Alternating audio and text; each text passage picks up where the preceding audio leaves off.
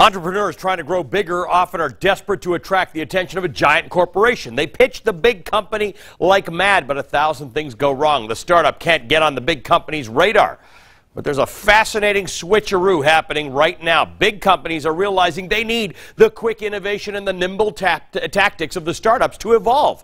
And so the pitch dynamic is starting to shift. As Patricia Sabga reports, a company called SwitchPitch is helping fuel the change. Here are some of the, I just wanted to touch on these project ideas. Chris Lee is making a pitch. We're looking for services using one or more sensors. In the audience, over 100 different startups listening with rapt attention because Chris Lee is pitching on behalf of electronics giant Samsung. And for startups, this is the chance of a lifetime. Oh my God, for me to team up with Samsung, it's just bananas. Christopher White is the CEO of Sneakers, a mobile development startup specializing in apps. You can just move it, or you can take a selfie or whatever. He got some one-on-one time with Samsung to address the company's pitch and try and work out a deal. For me to be able to say one of my clients is Samsung, the biggest player on one of the platforms is huge. That would open up so many doors. I mean, where do you go from Samsung? I don't know. That's the problem. Maybe that's part of the problem. Microsoft, HP, and Experian are a few of the other big companies that have participated in SwitchPitch. The reason? The companies believe they win too. And at the end of the day, Samsung's goal is to sell more devices, ship more devices to as many consumers as possible. More like a real human conversation. But at the same time, working with startups, we actually learn from them as well in terms of, is it the culture, is it the pace of innovations, is it the pace of ideas that come out of that? But I do need to know the order of things, because big companies want to innovate faster.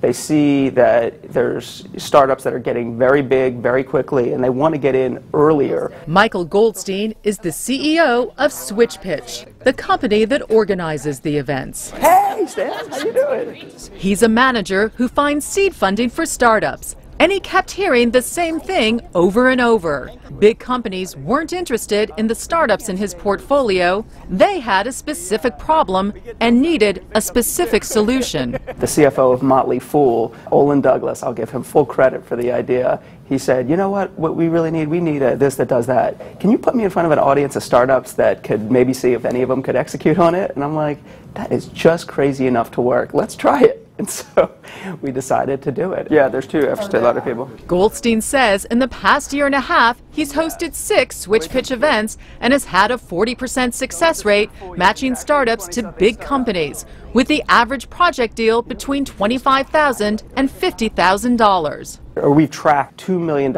in revenue that has gone from big companies to startups. David, Teresa. Nice to see you. Big companies say the biggest lure is that the startups have been vetted ahead of time. I get so many emails in my inbox saying, hey, I'd love to do something with Microsoft, from startups. There aren't enough hours in the day for me to answer all of those emails. Teresa Nemashani is an entrepreneur in residence for Microsoft. She says having startups vetted saves them time, and time is money. How many devs do you have? Look, time is short. And any opportunity where we can connect the right people as quickly as possible is really good for everybody. But there are risks. 3 out of 4 startups do fail. And while there are no guarantees partnerships made through SwitchPitch will last or even pan out in the long run, the company believes its targeted approach to matchmaking is an odds beater. Patricia Sabga, Al Jazeera. Well, it's a matter of trust.